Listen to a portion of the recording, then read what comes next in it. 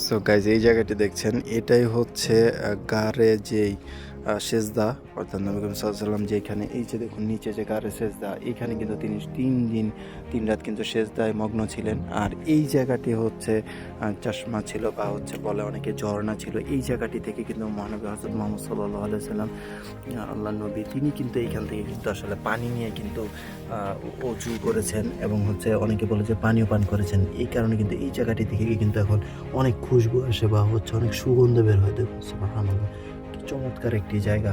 আর এটি হচ্ছে জাবালে সিলা, জাবালে সিলা অর্থাৎ আহ, সিলা নামক পাহাড়ের মধ্যে কিন্তু এই জায়গাটি আছে।